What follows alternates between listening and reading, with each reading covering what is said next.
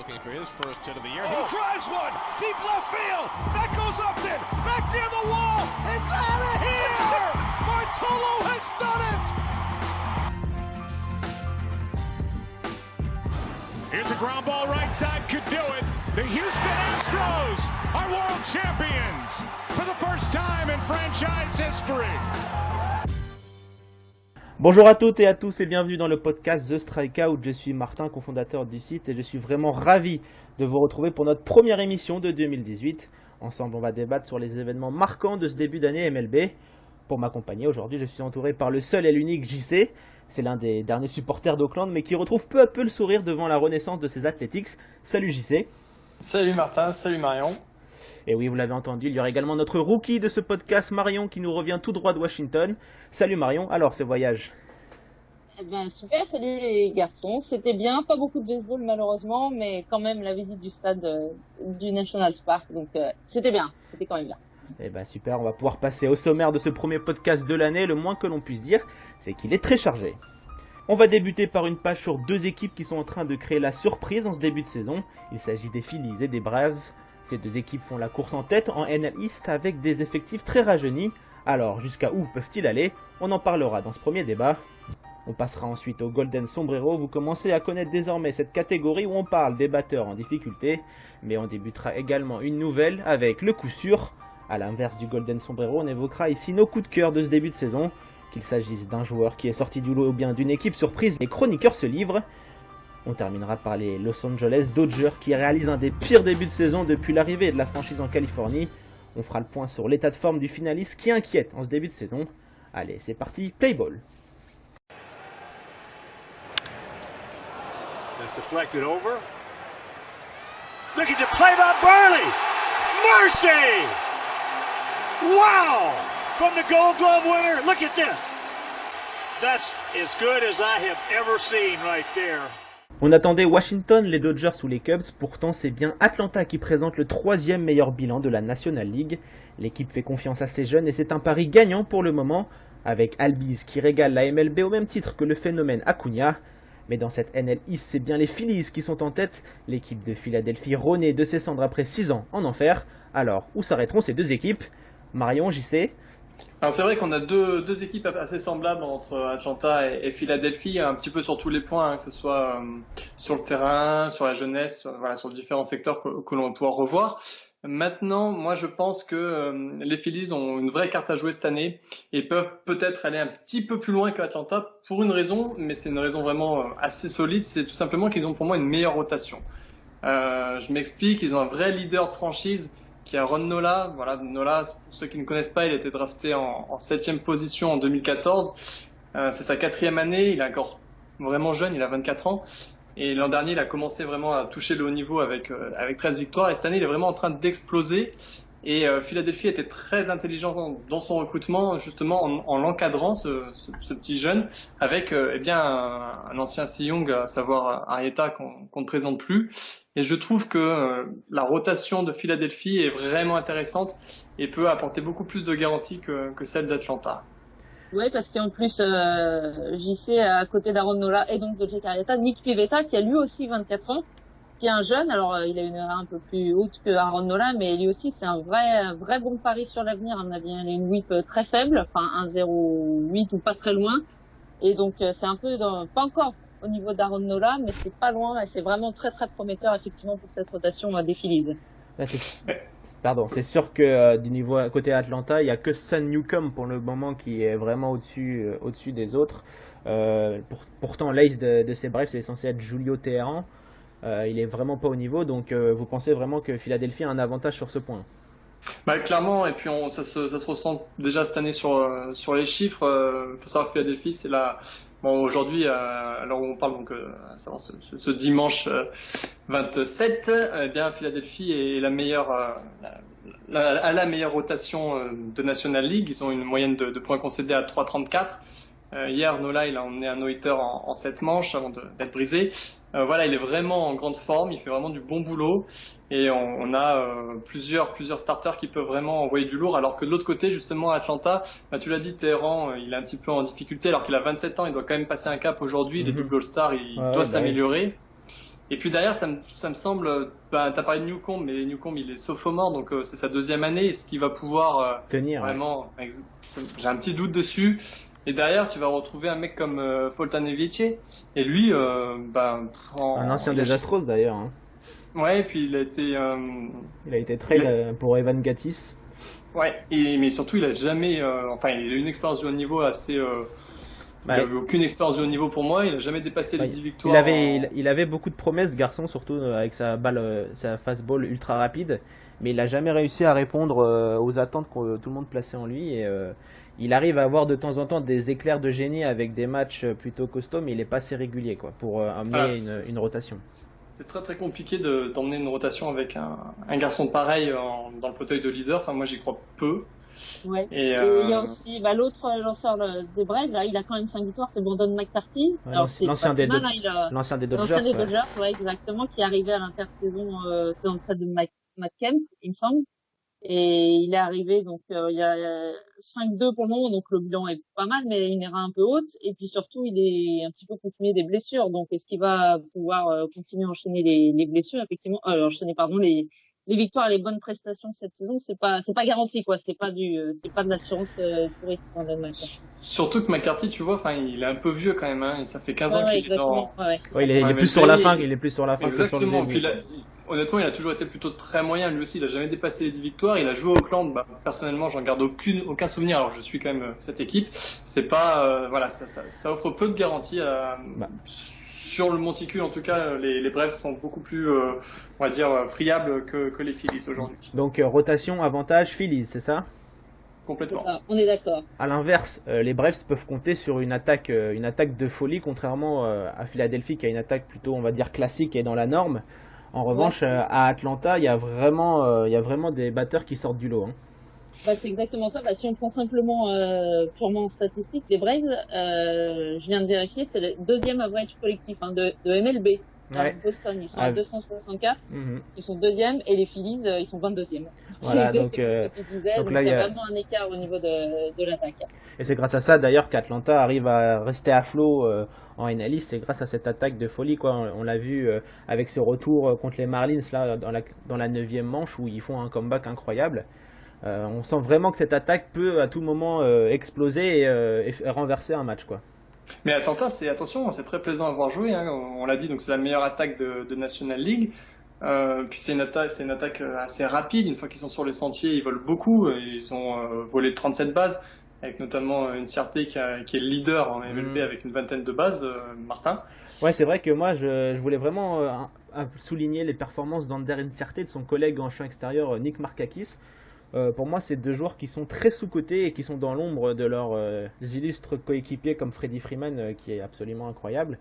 Markakis, il a 34 ans, c'est le vétéran de cette équipe et je pense que ça peut être une bonne présence pour les jeunes comme Ronald Acuna par exemple, notamment en ce qui est la présence sur base. Markakis, c'est déjà 69 hits cette saison. C'est le meilleur total de la MLB devant des José Altuve, des Mike Trout ou des Mookie Betts qui font pourtant des saisons surréelles. Mais surtout, c'est dans un certain anonymat, il a déjà accumulé 2119 coups sûrs en carrière. C'est vraiment impressionnant. Il va peut-être pas atteindre les 3000 hits, mais c'est déjà vraiment pas mal pour un joueur qui a joué à Baltimore pas les années super, et à Atlanta pas dans des années super également. Franchement, c'est un joueur qui est dans l'ombre, qui fait beaucoup de travail. Il a aussi une moyenne de présence sur base qui est chère à tes amis Athletics de 414. C'est la 3e meilleure moyenne de National League dans ce domaine, derrière Freddie Freeman justement et Nolan Arenado. Et surtout, Markakis cette saison, il est devenu le clean-up hitter de ses Braves cette saison, alors qu'il frappe pas énormément de home run comme on pourrait s'y attendre, mais comme il frappe tellement de coups sûrs, on est sûr que lui au moins il fera avancer ses partenaires avant ses autres coéquipiers, quoi. C'est exactement ce que disait Marion, hein. C'est-à-dire qu'Atlanta, c'est une équipe qui frappe régulièrement. Là, tu viens de le dire, Markakis et Freddie Freeman, ils sont tous les deux au-dessus de 300 de moyenne. Et du coup, ça fait rentrer forcément derrière des gens au marbre. Et puis, ils ont quand même du monde, hein, du monde et de la jeunesse. C'est-à-dire qu'ils ont Swanson qui est en shortstop à 24 ans, Acuna à 20 ans, Camargo au 3e coussin, je crois qu'il a 24 ans.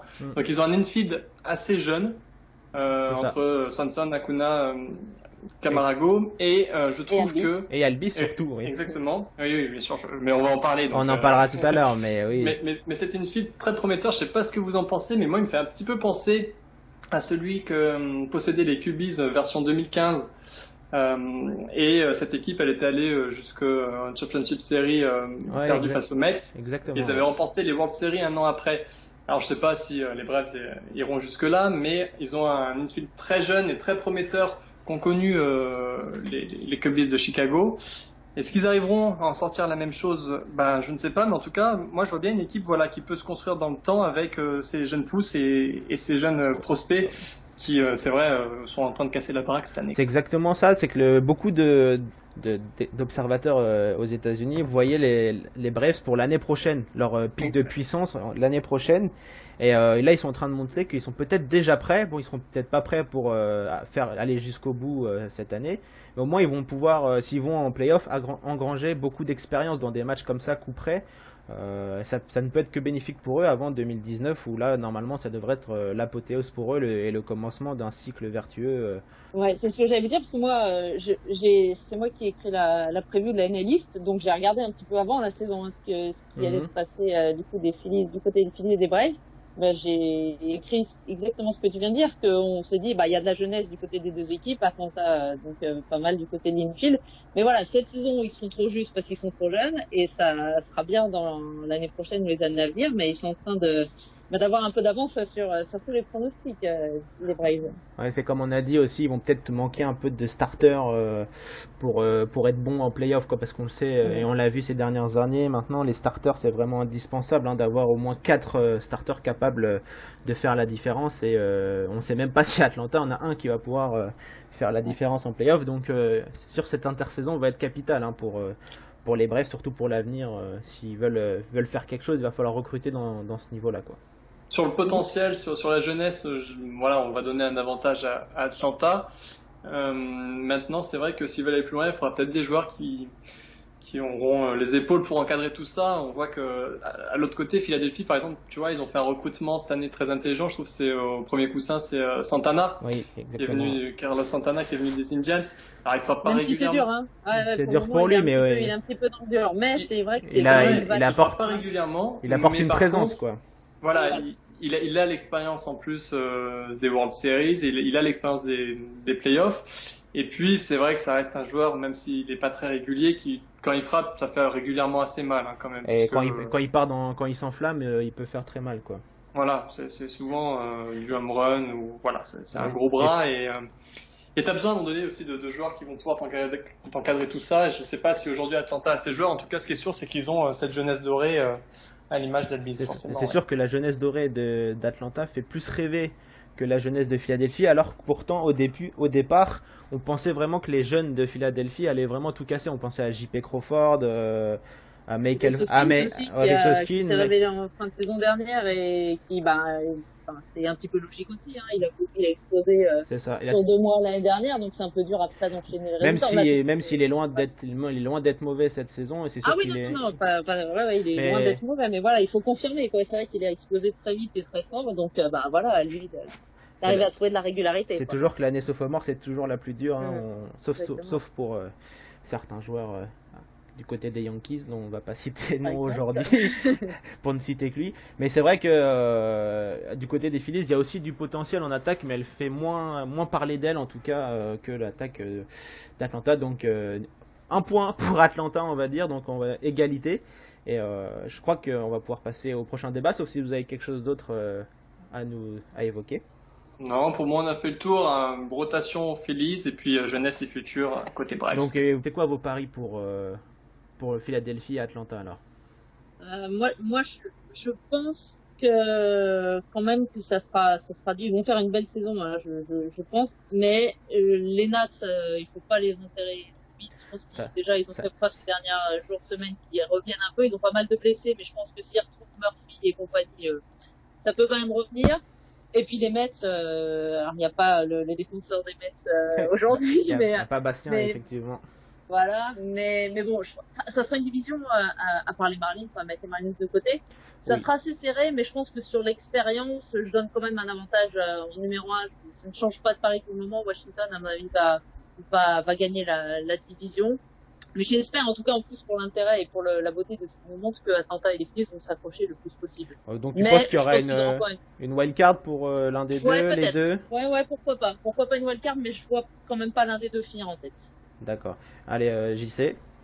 Alors moi, je vois quand même Philadelphie partir en playoff. Peut-être pas Atlanta. Voilà, parce que Philadelphie, pour moi, a vraiment progressé par rapport à l'an dernier. Ils avaient l'an dernier jour pour jour, à cette période de la saison, ils avaient, je crois, 2 fois moins de victoires qu'aujourd'hui. Exactement. Et je vois Philadelphie vraiment plus costaud, plus armé pour pouvoir jouer une wildcard cette année que Atlanta, qui me paraît un petit peu juste sur une rotation, notamment à 4, comme on a dit, qui reste un petit peu faible. Très bien, moi je vais un peu comme vous, je vois pas Philadelphie ni Atlanta arriver en playoff parce que je pense que ça va être un peu court, notamment avec la NL centrale qui est tellement forte et aussi la NL West avec Colorado, Arizona, San Francisco. Il y a vraiment beaucoup de monde dans cette National League pour les places en wildcard, donc ça, je pense que ça va être difficile. J'aimerais bien pour la beauté du sport, etc., trust the process, que Philadelphie aille en playoff, ce serait la belle histoire, mais j'ai peur que ça soit un peu court.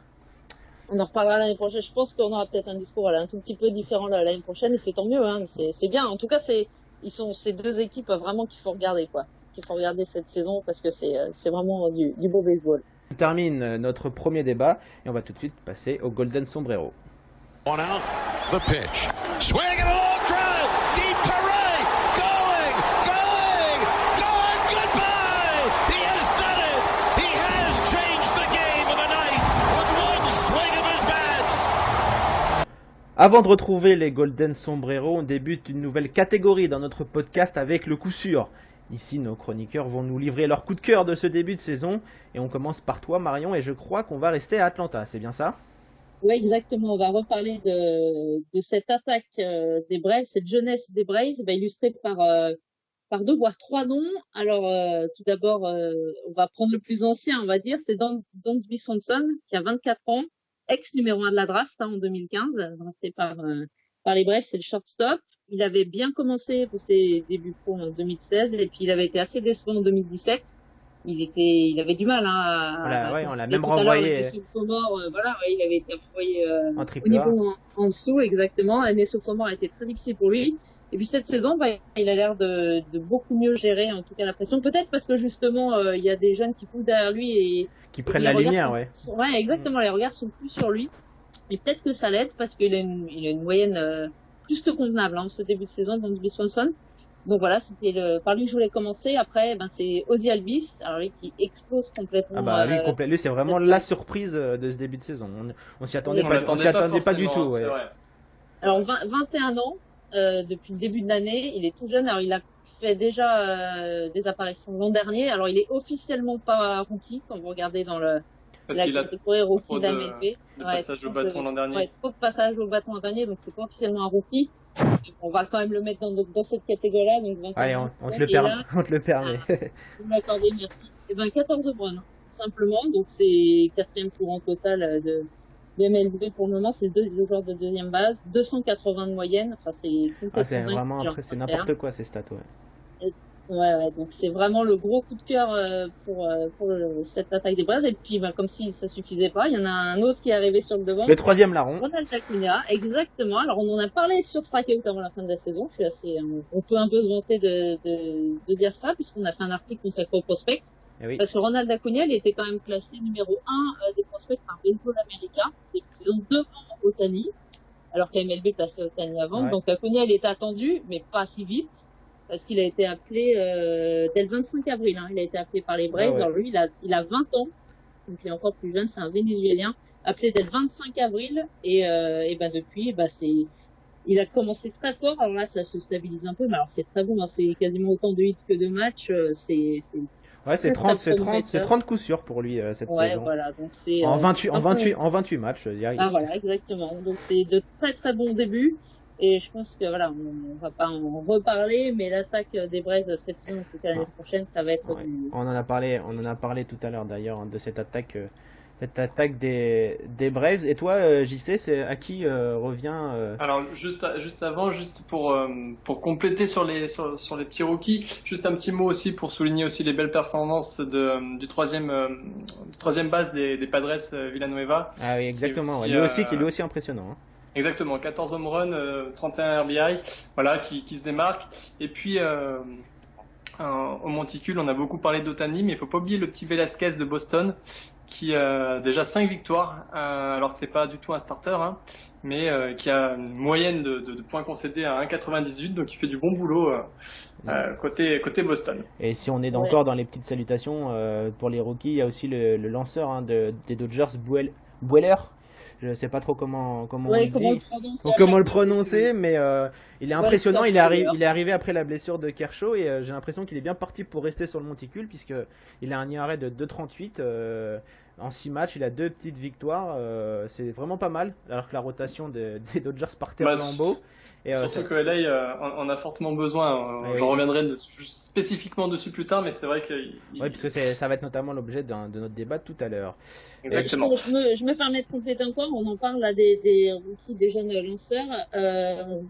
Juste en 2 mots, la perf incroyable de Nick Kungam en début de saison, le lanceur de Pittsburgh, ouais. Qui pour son premier match en un perfect game jusqu'en 7e manche, il me semble. Enfin, il l'a perdu dans la 7e manche. Donc c'était complètement dingue. Et Freddy Peralta aussi des Brewers qui a sorti un match énorme, je crois 13 ou 14 strikeouts pour son premier match. On a l'impression que les rookies... ils arrivent sans pression maintenant désormais. Et sans aucun complexe, mais sans pression, donc c'est super agréable à voir. Et du côté par contre des frappeurs, je me permets, excusez-moi de parler d'un Yankee, parce que on parle de Judge. Alors il confirme, tu l'as dit tout à l'heure, Martin sans le nommer, son NS Sophomore pour le moment, c'est pas mal à Judge. Tu vas nous parler de Gleyber Torres, je parie. Exactement, Gleyber Torres, c'est quand même dingue parce qu'il est en train de battre tous les records de jeunesse et de performance dans l'histoire de la franchise des Yankees. Quand on connaît l'histoire de la franchise, place quand même. Et quand on sait l'année rookie, et quand on sait l'année de rookie de Judge qui avait tout explosé. Exactement, déjà. de Judge et Sanchez. Judge et Sanchez qui ont déjà eux tour à tour battu tous les records. Et ben Torres il fait encore mieux. Il en a 9 home runs déjà, en 28 matchs ou quelque chose. En moins de 30 matchs, il en a 9 home runs, 4 de suite. Donc ça c'est un record historique pour la franchise. Donc voilà, c'est un nom également à suivre. Et moi, j'ai à l'inverse, un tout petit bémol, un joueur, un rookie que j'attendais beaucoup. J'en avais fait mon rookie, j'en ai fait. La saison n'est pas encore terminée. Mon rookie de l'année en National League, c'était Lewis Brinson des Marlins. Ah oui, mais c'est difficile, c'est un environnement difficile, hein, parce que. Voilà, tout à fait, oui, tout à fait. Il commence pas dans les meilleurs. Voilà.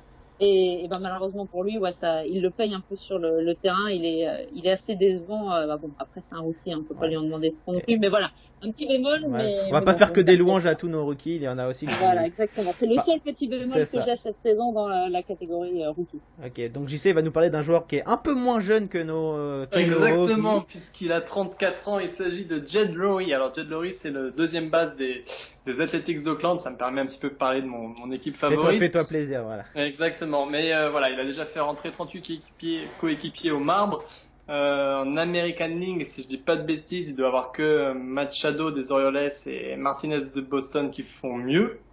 Donc ça donne un petit peu la performance de ce garçon. Il a déjà frappé 9 home runs. Alors c'est pas surpuissant, mais 9 home runs. Pour lui, c'est beaucoup. Exactement, puisque Jed Lowrie, tout simplement, il n'avait jamais frappé. Donc dans sa carrière sur une saison, bien plus de 16 longues balles. C'était en 2012. Et là, il en est déjà à 9.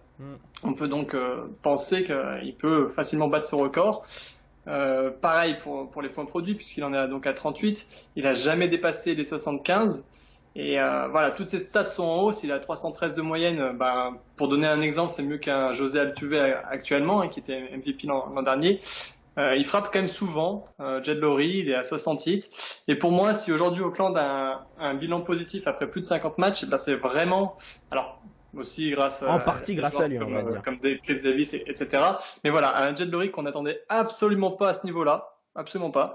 Et À Auckland, on commence à croire à une saison déjà meilleure que l'an passé.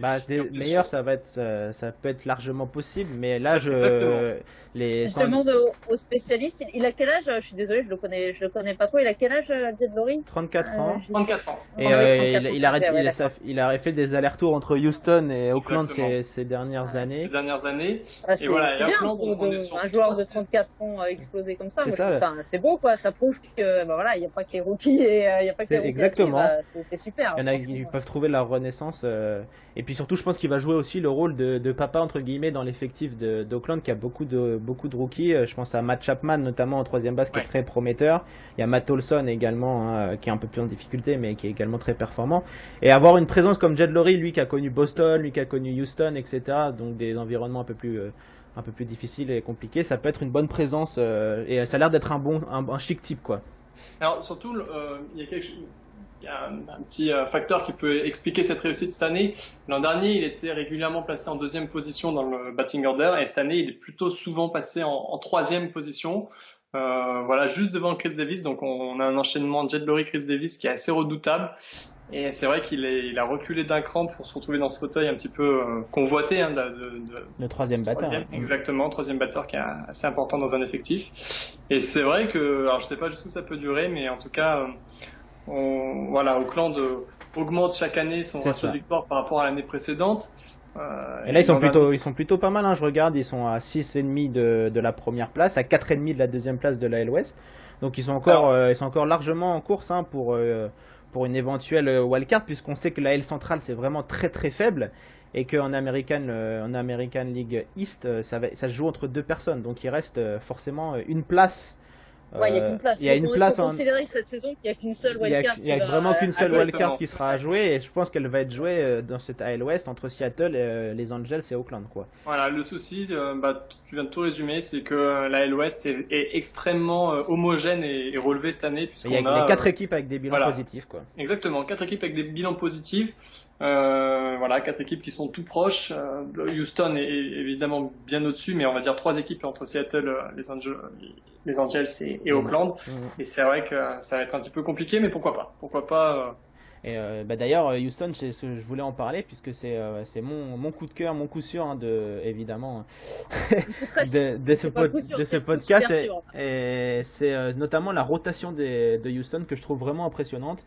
On n'a pas eu souvent beaucoup de chance au niveau des lanceurs côté de Houston, sauf la bonne période avec Roger Clemens, Andy Petit et Roy Oswalt. C'est mes premiers souvenirs de baseball, c'est cette rotation quand j'allais les voir au stade, etc. C'était vraiment impressionnant à voir. Mais là, c'est encore plus impressionnant que cette période dorée de Houston. Juste pour donner un petit chiffre, l'IRA collectif des starting staff des Astros, c'est 2,44 diarrhées en collectif. C'est incroyable. Et surtout, pour trouver des franchises avec un pitcher qui a une ERA de 2,44. Ouais, c'est déjà pas mal. Et là, c'est un ERA collectif. Mais un ERA collectif, c'est complètement et surtout que c'est le groupe qui a lancé le plus de manches, avec 336 manches lancées en Major League, et aussi qui a le plus de strikeouts de tous les starting staff.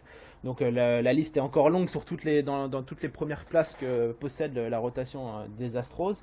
Elle est menée de main de maître par Justin Verlander. Je pense que j'arrive un peu à court de mots pour définir ce qu'il nous fait depuis son arrivée. Il est arrivé en août dernier à Houston, et il n'a perdu que 2 matchs depuis qu'il est arrivé à Houston. Et surtout, des post-saisons l'an dernier. Les post-saisons, c'est lui qui nous offre à peu près les World Series, puisqu'il nous a porté contre Boston, etc. Mais surtout, il a un IRA depuis qu'il est à Houston, un IRA moyen de 1,08. C'est ridicule. Comme je disais, j'ai plus les mots. Pour remettre dans le contexte, pour les auditeurs peut-être qui nous écoutent et qui comprennent pas forcément tout, l'IRA, quand on parle de l'IRA, c'est vraiment la moyenne des points qui sont encaissés par un lanceur sur un match. Et donc, tu peux me redonner celle de moyenne de Houston? C'est 2,44 en IRA collectif, voilà, pour les starters. 2,44. Pour donner à peu près une idée aux gens qui nous écoutent, l'an dernier, en 2017, on parlait des Indians qui avaient vraiment une rotation de fou. Ils étaient à 3,30 il me semble. Ah ouais, à peu près, ouais. Voilà. Alors qu'il y avait Corey l'écart. Kluber qui avait terminé Cy Young. Exactement. Donc voilà, c'était un petit peu la référence, c'était la meilleure rotation l'an dernier en 2017.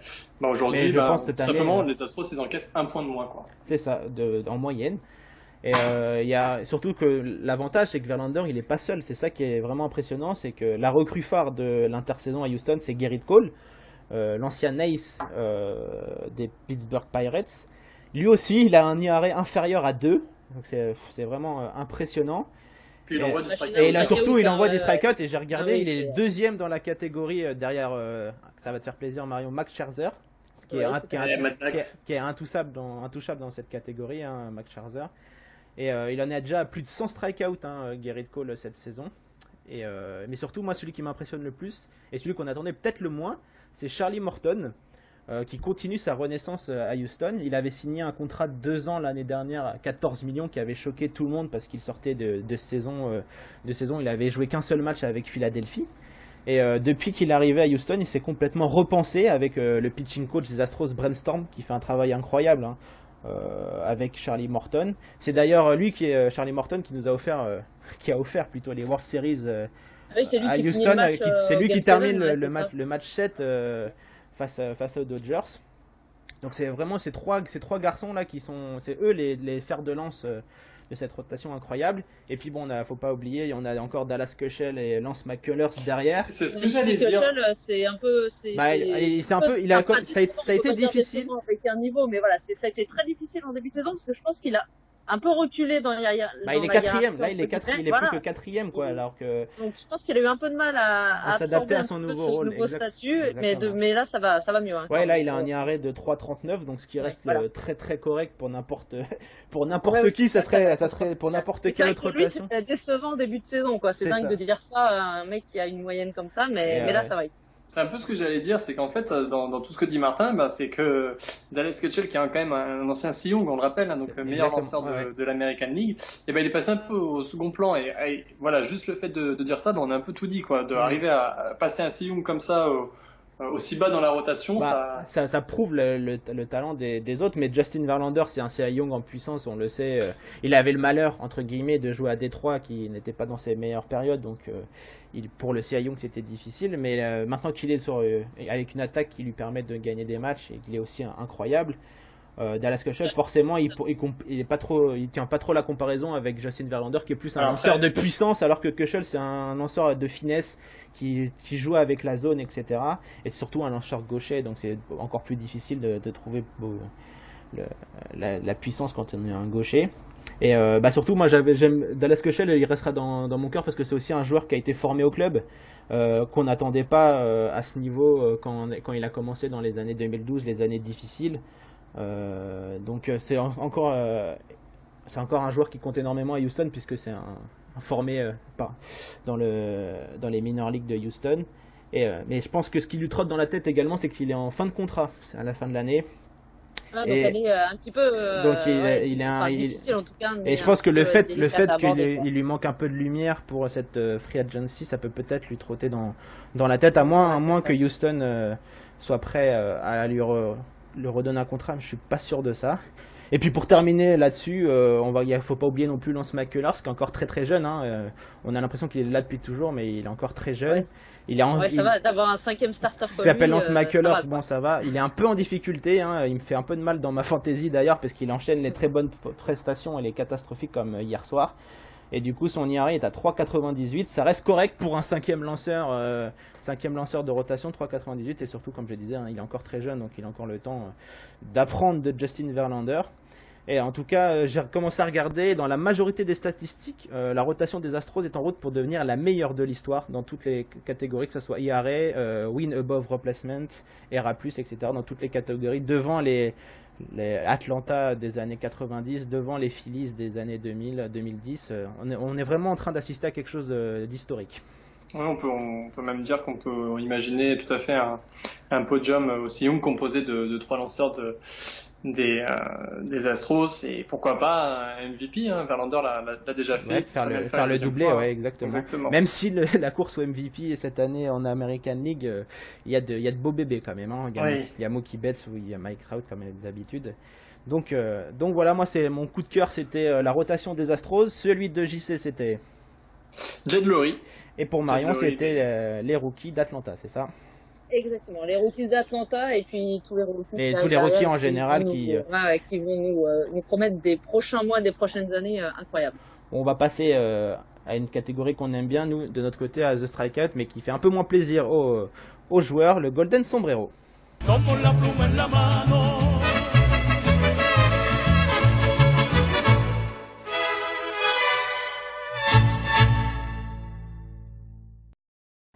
Vous le savez, désormais ici nous parlerons donc des joueurs qui nous ont déçus et qui ont déçu, et on va commencer Marion peut-être?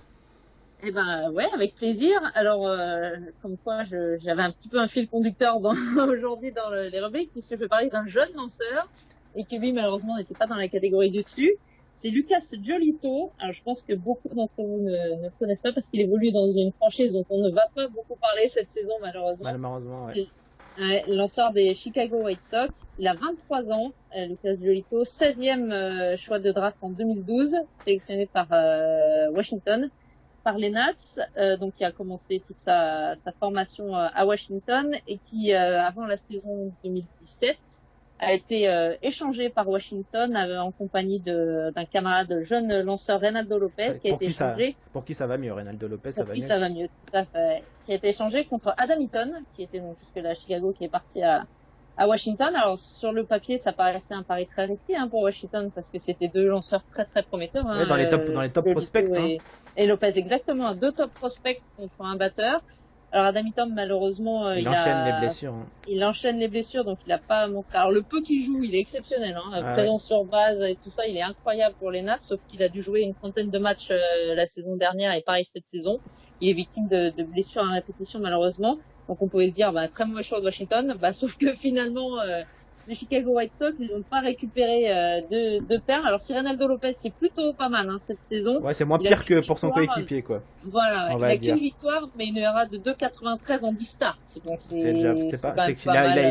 comme tu le disais, il est pas tombé dans la franchise la plus facile, même si moi, quand j'avais fait la preview là pour les White Sox, je les voyais plutôt pas mal avec tous leurs jeunes et on a l'impression que ça prend pas du côté des White Sox et ça se répercute sur leurs jeunes lanceurs quoi. Dans leur jeune lanceur. Donc Reynaldo Lopez, il s'en sort plutôt pas mal et c'est bien. Alors par contre, Lucas Giolito, c'est ma grosse déception en tout cas. Donc on a dit 23 ans, top prospect et puis cette saison c'est catastrophique, c'est 3 victoires, 5 défaites. Alors avec 3 victoires, ça place quand même la franchise. Ouais. Il est quand même le leader de victoires dans son équipe. C'est avec terrible, 3 victoires, heureusement. C'est terrible. Donc 10 starts et une ERA de 7,53. Ah oui.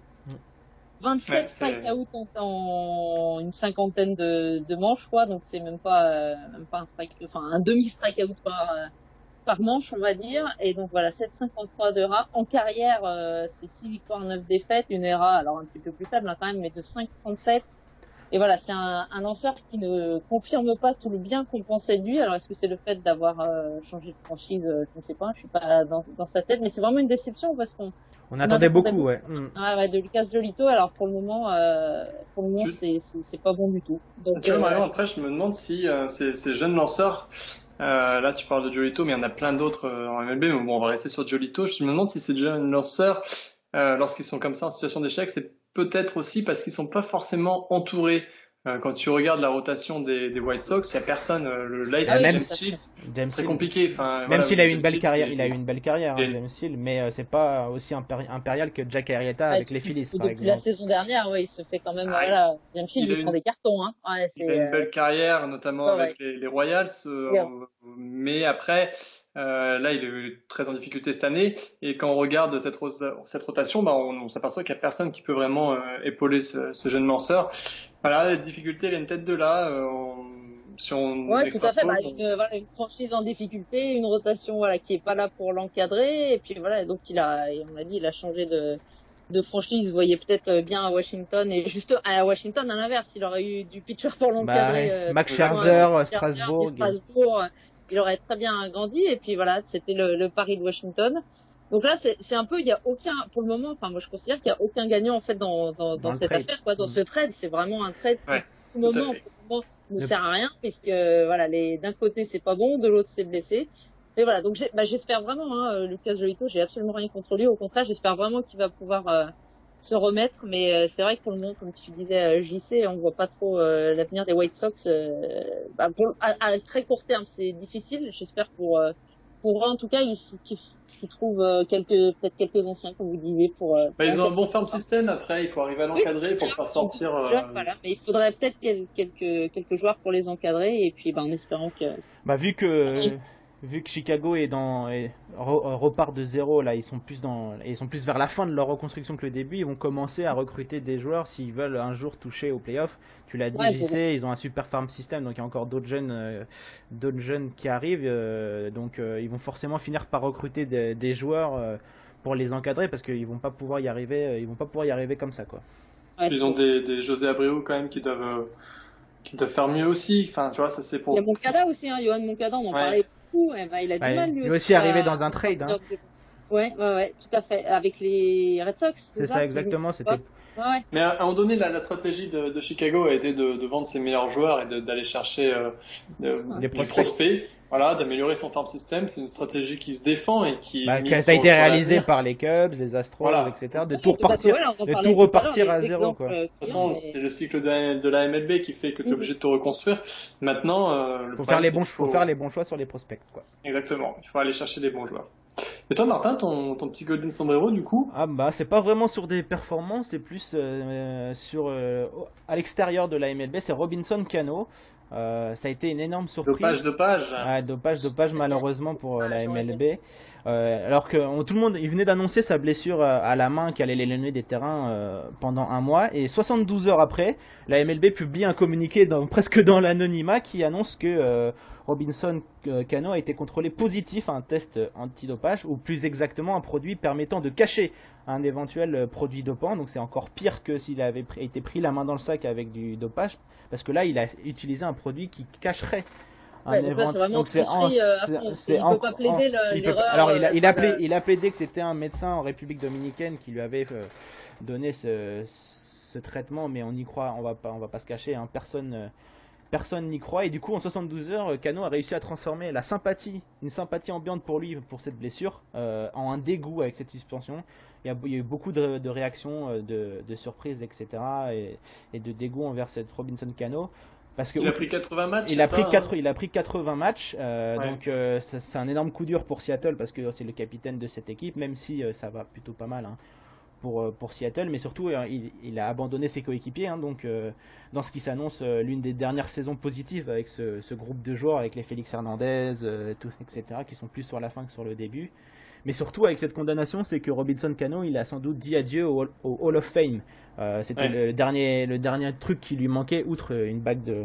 Je crois qu'il en a déjà eu avec New York des bagues de champion, mais parce que le chemin a été tout fait pour lui vers le Hall of Fame. Il a été à Barry Bonds, hein, donc vous aurez la réponse. Hein. C'est ça. Il a été 8 fois All-Star dans sa carrière. Il a même terminé 3e à la course au MVP en 2010. Mais All-Star, MVP du All-Star Game l'an dernier, si je me trompe pas. Peut-être, j'ai plus le. Non, je crois pas. Non, Mike Trout, il l'a pas joué l'année dernière. Non, il était blessé. Je crois que c'est Cano, hein, l'an dernier. J'ai plus le home run décisif, il y a des chances. Ouais, je crois que c'est lui, J'ai plus le nom en tête, mais désormais son nom sera entaché par cette annonce de dopage, au même titre qu'Alex Rodriguez ou Ryan Braun. Alex Rodriguez, hein, il a joué avec Robinson Cano de Yankees, mais ne faisons pas l'amalgame. Non, ne faisons pas l'amalgame. Voilà. Mais après, je trouve quand même que tu vois que la Ligue, on parle souvent du dopage dans le sport, et je vois souvent sur Twitter des tweetos qui nous suivent et qui nous interpellent sur notre point de vue sur le dopage, et c'est vrai que je trouve que la Ligue réagit quand même assez fermement. Très vite, c'est quand même un sport où t'es suspendu, boum, 80 matchs. Et ça était pas payé surtout. Enfin, c'était bien sûr suspendu sans paye. Et donc pour Robinson Cano, ça fait de sacrées économies, hein, pour Seattle, puisqu'il a plus de 20 millions de salaire annuel, donc 80 jours sans paye. Mais surtout, c'est que peu importe maintenant s'il va frapper 3000 hits, 4000 hits, ou s'il va être MVP, etc.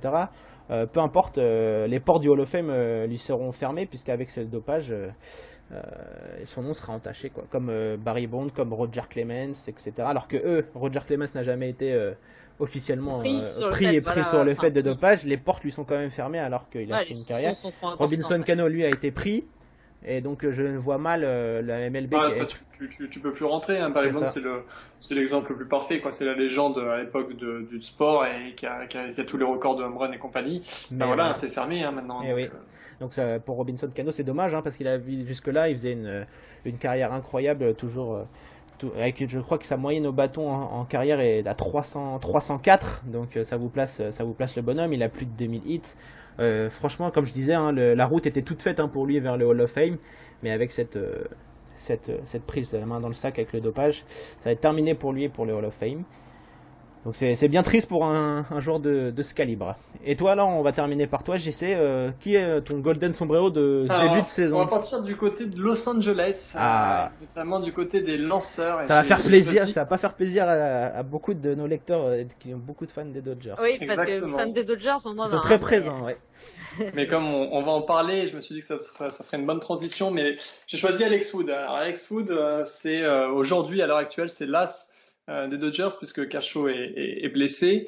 L'an dernier, je vais rappeler un petit peu ses stats pour que vous compreniez bien pourquoi j'ai choisi. Il avait démarré 25 matchs, il en remporte 16 sur l'année. Je crois qu'il commence par un 10-0, c'est-à-dire qu'il gagne 10 matchs. Il a vraiment été très impressionnant. Ce record. Sa première défaite l'an dernier, je crois qu'elle arrive fin juillet après 4 mois de compétition. Enfin, c'était vraiment un truc de dingue. Et il perd au final 3 matchs. 3 matchs sur 25 départs l'an dernier. Et cette année, eh bien, le petit Alex, il a démarré 11 matchs, il en a perdu 4. Ouais. Donc, alors, je veux bien qu'il y a le run support, il y a la défense, il y a tout ce qu'on veut, mais il est plus... impressionnant, quoi. Non, c'est plus voilà. L'an dernier, c'était vraiment la fusée à premier étage qui lançait Kershaw, on va dire. Il était là pour l'épauler. Il l'aidait comme personne n'avait aidé, je pense, Kershaw jusque là. Zach Greinke, oui, mais il n'est pas resté assez longtemps pour. Mais voilà. Mais LA, il y avait vraiment deux aces, voilà, capables d'aller chercher beaucoup de victoires. Et je pense que dans la réussite de LA l'an dernier, Alex Wood a une part importante, parce qu'il a enlevé beaucoup de poids avec Clayton Kershaw dans la saison. Exactement. Quoi. Et pourtant, on n'en a pas parlé beaucoup, hein, malgré les stats que tu disais. J'y sais, Alex Wood, je pense que, enfin, il était toujours comme d'habitude. Il y a Kershaw, il était dans l'ombre. Il était dans l'ombre de Kershaw, mais il faisait vraiment un énorme travail pour son ace, quoi. Exactement. Il faisait un gros travail. Il était dans l'ombre. Et puis c'est vrai que cette année c'était compliqué parce qu'en fait, LA l'an dernier par exemple lors des playoffs, ils sont partis sur une rotation à 4. C'est-à-dire que quand ils sont allés en playoffs l'an dernier, ils avaient 4 starters. Ils avaient donc Clayton Kershaw, ils avaient Yu Darvish, il y avait Hill et Wood. Voilà, il y avait eu 15 matchs, il y avait 4. Il y en a 2 qui sont partis. Voilà. Et donc justement on en vient dans les 4. Et ben Darvish est parti, n'a pas été remplacé. Hill aujourd'hui est sur le carreau, Kershaw est sur le carreau, donc il reste plus Wood. Et donc il a ce fauteuil de leader qu'il doit prendre, et c'est compliqué pour lui. Et je pense que ça va être très compliqué pour LA de s'en sortir si il ne retrouve pas un Alex Wood comme ça qui peut revenir au haut niveau, quoi. L'an dernier, il a explosé. Il doit confirmer cette année et pour le moment. C'est peut-être parce qu'également il n'y a pas non plus Clayton Kershaw qui est là pour lui enlever, parce que là c'est lui qui se prend toute la pression. Alors que l'an dernier, peut-être qu'il avait Clayton Kershaw qui lui faisait peut-être de l'ombre, mais qui prenait justement toute la lumière. Oui, justement, qui prenait la lumière. Ouais. De toute façon, garde-en sous le coude, hein, JC, puisque ça va être l'objet de notre dernier débat, puisqu'on va parler des Dodgers. Et c'est ainsi qu'on termine le Golden Sombrero. Donc celui de Marion, c'est le jeune Lucas Giolito, le lanceur des White Sox. Moi, c'est Robinson Cano qui a été pris la main dans le sac pour une affaire de dopage. Et donc pour JC, c'est le lanceur des Dodgers, Alex Wood. Voilà, et donc on va passer à notre dernier débat. Quel est le problème des Dodgers? Deep to left field, going back Cabrera, looking up, see ya, he's done it, home run number 50. No rookie has ever hit 50 home runs in a season till Aaron Judge right now. Finalistes malheureux des dernières World Series, les Dodgers semblaient pourtant armés pour prendre leur revanche.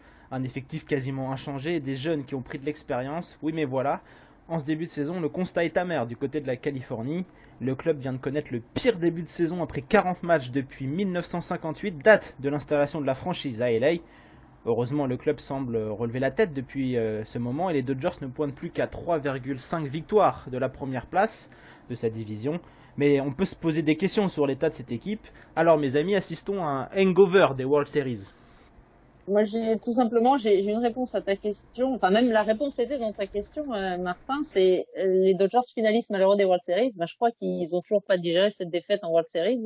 Pour moi, il y a beaucoup de ça. Alors après, on va développer, mais voilà, la base, je pense que déjà, ça part de là, une équipe. C'est sûr que ça a été tellement des World Series incroyables. Ouais, voilà. L'année dernière, les Indians sont très bien réagis l'année dernière. Oui. Voilà, c'est pas un exemple qui se confirme tout le temps. Mais je pense, voilà, tu l'as dit, les finales étaient tellement incroyables. C'était tellement serré que ça pouvait basculer à tout moment.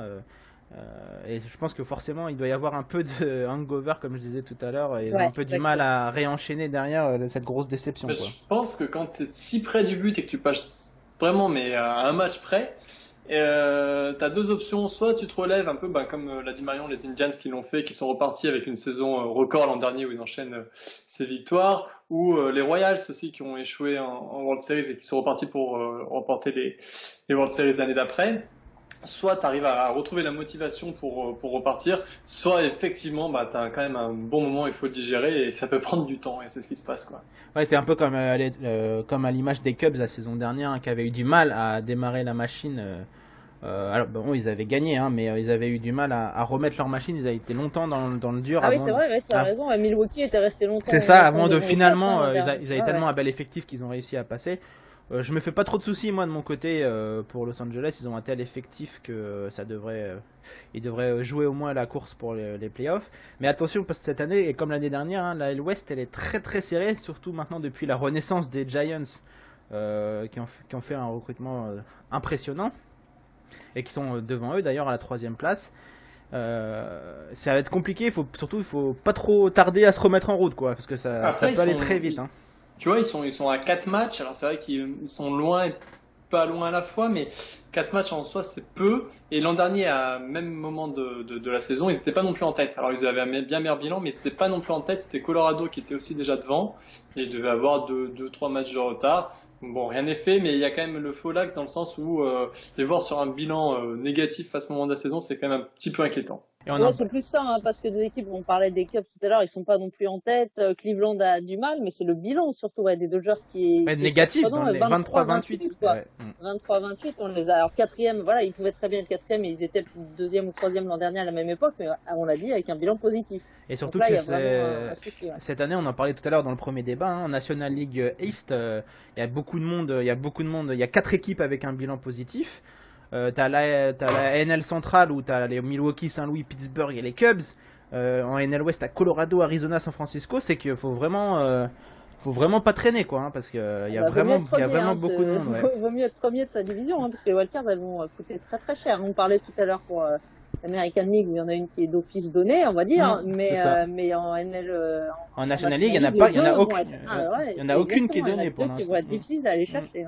Après, est-ce que LA n'a pas aussi pris ils ont pris un premier gros coup au moral justement avec ces World Series perdus, mais un autre avec la blessure de Seager. Plus après la blessure de Kershaw. Exactement. Et ça fait Turner beaucoup. qui a pas commencé la saison. Turner, exactement. Ouais, ils ont eu un enchaînement de blessures qui a peut-être aussi mis un coup au moral. Il y a la méforme de Kenley Jensen aussi, leur closer qui a été tout stratosphérique l'année dernière et qui a eu du mal. Lui depuis les post-season l'année dernière, parce que déjà en post-season, je pense qu'il a un ou deux blown save à se mettre à son actif. Son actif, et on a l'impression là ça va mieux. C'est un peu à l'image des Dodgers d'ailleurs. Johnson ça va un peu mieux, mais en début de saison il était catastrophique. C'est simple, je crois que dans les 4 premiers matchs, il avait saboté 2 saves.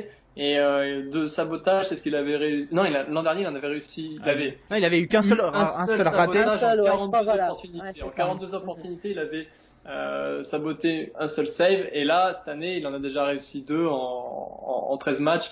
C'est vrai qu'il n'est pas au niveau. Mais tu vois, je pense aussi qu'il y a des joueurs qui n'ont pas été remplacés. Exactement. Yu Darvish, par exemple, exactement, dans la rotation. je pense que c'est le point le point qu'il faut montrer, c'est que Yu Darvish n'a pas été remplacé. Et même si Yu Darvish il a été beaucoup critiqué parce que c'est lui qui perd le dernier match, les World Series, mais il avait fait tellement de bien à cette équipe des Dodgers avant de craquer, ce qui peut se comprendre aussi sur la plus belle des scènes, les World Series. Mais Yu Darvish c'est difficile à remplacer et je pense que les fans des Dodgers sont en train de s'en rendre compte. Complètement. Tout à l'heure, je parlais de Wood. Je vais juste redire une petite chose sur la rotation. C'est que l'an dernier, donc ils étaient effectivement sur une rotation à 4. LA, ils avaient sorti Maeda qui s'avait mis en setup. Ils ont été obligés cette année de remettre, ils ont choisi de remettre Maeda justement pour remplacer Darvish. Exactement, alors que c'était leur setup l'an dernier. Tu vois, ils ont bricolé, mais c'est pas des choix de confort. C'est-à-dire que c'est pas vraiment ce qu'ils voulaient faire, c'est des options B. Ouais, c'est ça. Et pourtant, Maeda, heureusement qu'ils l'ont cette année, parce qu'il est que plutôt pas mal. Lanceur des Dodgers, mais Maeda, il avait été très impressionnant sur sa saison rookie, donc c'était il y a 2 ans. Non, c'était peut-être la même. Non, il y a 2 ans, je crois. Où il a été très impressionnant pendant son arrivée. Il a connu une deuxième saison plus difficile, et là, il revient très bien. Mais surtout, je pense que les Dodgers, ils voulaient faire de la place pour leurs jeunes. On a parlé de Boehler tout à l'heure, mais ils pensaient surtout à Julio Urias, leur top prospect. Malheureusement, lui aussi, il s'est blessé. On ne sait pas trop quand il va revenir. J'ai vu le dernier rapport, il a commencé à relancer, mais toujours pas sur la butte. Il n'y a aucune date de retour. Voilà, donc on ne sait pas trop. Il est en train de revenir, mais on ne sait pas trop de quand. Donc ils avaient fait de la place pour Julio Urias, mais il s'est blessé. Rich Hill s'est blessé. Clayton Kershaw s'est blessé. Et surtout qu'ils ont Ryu qui avait fait un super début de saison, il était à je crois 3 victoires, je crois qu'il n'avait pas perdu avant sa blessure. Il n'avait pas encore perdu. Et au final, là, ils se retrouvent avec leurs 4 ou 5 lanceurs blessés et il faut qu'ils bricolent. Donc là, ils sont allés chercher leur Ross Stripling là, qui fait les allers-retours entre la AAA et l'équipe première. Donc c'est peut-être un des facteurs qui peut également expliquer les difficultés des Dodgers, c'est que ils n'ont pas remplacé les départs qualitativement en tout cas. Non, puis il faut pas oublier aussi par exemple Hill qui l'an dernier sort une très très bonne saison quand même. Il remporte 12 matchs, il a un ERA à 3.32 et cette année, alors là actuellement il est blessé, mais cette année il a pas été bon. Ouais. Bah non, il a démarré 6 matchs et il a un ERA à 6.20, enfin, c'est catastrophique. Donc voilà, donc déjà Hill qui était dans le 4 majeur, il est vraiment en dessous. Wood est en dessous. Ils se cherchent un peu, les Dodgers. Ils ont déjà envoyé, je crois, c'est 8 starters différents à commencer des matchs. Alors l'an dernier, sur 162 matchs, ils en avaient eu que 10 différents. Donc tu vois, la rotation est pas stable, elle est pas en place. J'ai l'impression qu'ils se précipitent un peu aussi, qu'ils essayent un petit peu vite de changer les choix en espérant bricoler et trouver une solution au problème. Et du coup, moi, je trouve que c'est un groupe qui manque, qui l'an dernier était incroyablement serein et aujourd'hui manque cruellement de sérénité. C'est aussi peut-être parce que les batteurs répondent non plus pas présents. L'année dernière, Cody Bellinger, c'était la réponse à beaucoup de choses. Et est-ce que c'était pas peut-être un arbre qui cachait la forêt? C'est ce que on en parlait tout à l'heure. C'est Hannes Sophomore, c'est difficile pour lui de confirmer, mais effectivement, l'attention était focalisée sur lui. Il a très bien répondu l'an dernier, mais c'est vrai que Puig, on l'attend toujours. On l'attend l'année dernière, on l'attend toujours.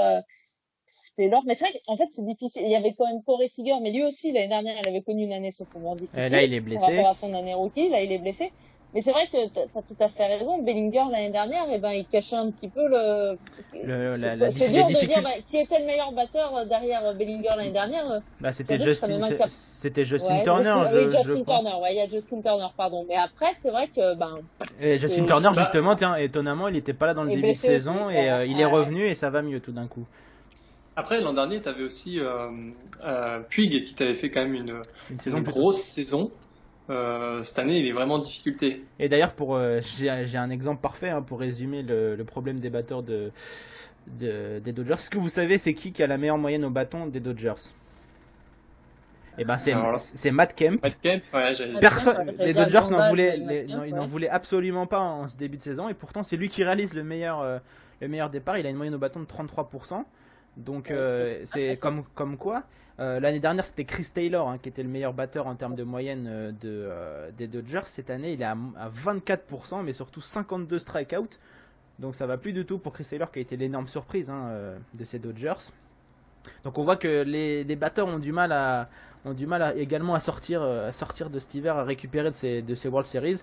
Après, ça peut se comprendre, hein, ils avaient tellement donné avec l'effondrement du pitching staff des Dodgers pendant les post-saisons. On se rappelle du match 13-12 contre les Astros. Ça a été vraiment incroyable. Ils ont vraiment répondu présent. Et là, je pense qu'ils ont un peu du mal. Et c'est en quoi le retour de Justin Turner, hein, qui est vraiment leur capitaine de route, on va dire, qui est l'âme de cette équipe, même, on peut dire. Il va faire du bien à cette attaque, parce que pour l'instant, c'est la 16e attaque de la Major League en termes de points marqués, hein, les Dodgers. Donc ça fait vraiment du mal. Pardon, fini. Non, vas-y, allez, toi. J'ai juste une petite anecdote pour montrer. On parlait de Bellinger tout à l'heure, et puis que c'est très compliqué pour lui cette saison. Il y a une chose qui s'est passée cette saison, qui est un peu justement l'illustration des difficultés des Dodgers, que Bellinger, il a été sorti d'un match par son coach, parce que le coach avait estimé qu'il n'avait pas... c'est hustle le terme en anglais, qu'il n'avait pas assez forcé, manque d'effort, sur une course, qu'il aurait pu avoir une base supplémentaire. J'ai vu qu'il s'était pas battu sur sa course. Exactement, ouais. Et le coach l'a sorti la manche d'après. Enfin, c'est un peu, à ce niveau-là, moi j'avais jamais vu. Ça arrive, hein, mais je veux dire pas publiquement en tout cas. Et le coach a clairement dit, bah voilà, j'ai vu qu'il avait pas couru à fond, donc je l'ai sorti. Ça illustre bien l'ambiance qui règne autour de ces difficultés des Dodgers qui s'illustrent à travers cet exemple en tout cas. Bon, après. Puis aussi, il faut voir que l'an dernier, LA a sorti une saison mais énorme, que c'était sans doute on va dire sur les 3/4 de la saison avant cet effondrement en septembre notamment avant on avait même parlé que c'était la meilleure équipe de l'histoire. Exactement, on parlait d'une des meilleures équipes de l'histoire. Ils avaient enchaîné plein de victoires, etc. Voilà, ils gagnaient 7 matchs sur 10 en moyenne. Je pense que quand tu passes, tu vois, à côté à un match près de marquer l'histoire avec une des plus belles équipes de l'histoire sur les 3/4 de la saison, plus des post-saisons qui ont quand même été vraiment réussies. Tout à l'heure, tu parlais de l'effondrement, je me mettrais un bémol. Je pense que c'est beaucoup le bullpen l'an dernier qui s'est craqué plutôt que la rotation. Ils ont tellement utilisé le bullpen. On s'en rappelle, Brandon Morrow, qui a joué tous les matchs de World Series. Alors que c'est un lanceur de relève, il a joué dans tous les matchs pour les Dodgers en relève. Donc ça prouve qu'il y a eu un problème du côté des lanceurs de Los Angeles. C'est pour ça que j'ai parlé d'effondrement. Oui. Et je pense que c'est vrai que c'est compliqué, hein, à mon avis, quand tu passes à côté de créer quelque chose d'énorme. Voilà, de marquer ton époque. Surtout que tu mènes dans la série, on revient, les Houston égalisent, ils viennent jouer le dernier match chez toi à domicile. Le scénario est cruel. Le scénario est très cruel parce qu'en plus ils envoient Yu Darvish qui avait été impérial et il se fait démolir dès les deux premières manches et du coup ils ont été dans le fond, quoi. Après voilà, aujourd'hui je pense qu'il n'y a pas non plus le feu au lac. On l'a dit tout à l'heure, ils sont à 4 matchs je crois de Colorado. Un peu moins 3,5, ouais. Voilà, bon, ça reste. Ils ont quand même fait des bonnes séries assez récemment. Ils ont gagné Colorado, ils ont sweepé Washington. Bon. Et je crois qu'il y a encourageant. De toute façon, comme on le sait toujours, les Dodgers répondent toujours. Quoi qu'on en dise, ils répondent toujours présents, hein, dans les moments. Et surtout, on attend avec impatience le recrutement. Est-ce qu'ils vont vont s'activer? Je pense qu'ils vont s'activer. On connaît les Dodgers. Même cet été, ils vont peut-être aller chercher un lanceur. Moi, je penserais peut-être au lanceur des Rays, Chris Archer, qu'on dit toujours partant toutes les saisons. Et je pense que ce serait un bon ajout pour nos amis de Los Angeles, Chris Archer, qui pourrait faire le travail et qui aurait aussi lui le rôle d'enlever un peu de pression à notre ami Clayton Kershaw qui est sur le retour imminent, quoi. Ouais, on disait, je crois que c'est toi qui disais, Martin, tout à l'heure, alors certes ils reviennent, ils ont toujours un bilan négatif, mais il faut pas tarder à revenir. C'est ça, exactement. Parce que devant ça fait le travail, hein. Ouais, et puis ne serait-ce que mentalement, enfin même si eux ils gagnent, ils vont mieux, devant ça peut et ça va certainement toujours gagner. Et mentalement, mais on sait pas finalement est-ce que cette équipe, alors on disait l'année dernière elle était un peu derrière, mais est-ce qu'ils auront les ressources aussi nécessaires mentales justement pour aller chercher les équipes qui sont devant? On n'a pas vraiment de garantie non plus là-dessus, donc il faut vraiment c'est inquiétant, c'est pas dramatique. C'est pas dramatique, non, c'est loin d'être fini. Mais c'est maintenant, quoi. Voilà, mais il faut quand même pas tarder, quoi. Oui, surtout que après, si on prend un peu plus large que leur division, si on regarde un petit peu plus loin que le bout de son nez, ils sont quand même à 10 matchs de Milwaukee, par exemple, donc ça fait quand même un petit gap déjà. Hein. Oui, parce que si on imagine que les Cubs reviennent aussi sur Milwaukee, ça sera une équipe en plus à passer, on disait tout à l'heure, pour les wildcards. Donc c'est inquiétant, mais ça peut le devenir dans les semaines à venir si ça va pas. Enfin, si S'il n'y a pas mieux, et puis devant, ça continue bien jouer aussi. Hein, je sais que ça plaît beaucoup à nos lecteurs, le petit calendrier. Je viens de regarder le calendrier des Dodgers, et lundi, ils débutent une série contre les Phillies. Donc ça va être un match très intéressant, je pense, à suivre, parce que ça peut sûrement être peut-être une affiche de wildcard si ça continue comme ça, quoi. Tout à fait. Donc ça va être aussi un test pour LA, pour voir s'ils sont bel et bien de retour au premier plan. Donc JC, pour toi, tu penses que ça va repartir pour nos amis de Californie? Je pense que ça va repartir à l'expérience avec le retour de quelques joueurs de blessures, mais comme l'a dit Marion, faut pas tarder, parce que c'est vrai que le train il peut vite passer, et derrière on parlait tout à l'heure en National League Est où il y avait déjà du monde qui voulait la wildcard, tu vois, et tu vas pas en avoir 36 des wildcards, il y en a que 2, hein, donc oui. voilà, va falloir accélérer assez rapidement, mais je pense quand même qu'à l'expérience ça peut passer. Marion? Ouais, bah exactement, c'est ça. À l'expérience, ils ont quand même des joueurs. Voilà, Kershaw va revenir. Mais alors Arizona, ils sont pas bien en ce moment, mais je pense que ça va aller mieux. Je les imagine pas continuer à perdre comme ça. Colorado est très bien, donc voilà, les Dodgers, oui, à condition que de s'y mettre, que ça aille mieux très vite. Ouais, voilà, de s'y mettre, exactement. Si je pouvais juste rajouter une dernière chose, en fait, je pense que ce qui peut les sauver, c'est le fait d'être dans une division qui est, on va dire, où il n'y a pas de leader. Voilà, t'as Colorado à 27 victoires, Arizona à 26. C'est jouable, tout le monde a une carte à jouer, quoi. Et ça peut les sauver, parce qu'au final, tout le monde se tient, tout le monde prend des matchs. Sur les séries, tu en perds 2, t'en gagnes 1, t'en gagnes 2, t'en perds 1. Enfin voilà, tout le monde prend des matchs à tout le monde. Et sur les interligues, et du coup, ça peut peut-être les sauver, ça. Et n'hésitez pas, vous les auditeurs, à réagir, donnez-nous votre avis sur l'avenir des Dodgers dans les commentaires, que ce soit sur Facebook, sur Twitter, sur tous nos réseaux sociaux. Et c'est ainsi que se termine notre premier podcast de 2018. Merci JC et merci Marion. Merci à vous. Un plaisir. Et puis, bien sûr, évidemment, vraiment un plaisir de vous retrouver, et j'espère qu'on se retrouvera bientôt pour un nouvel épisode. Ciao. Ciao.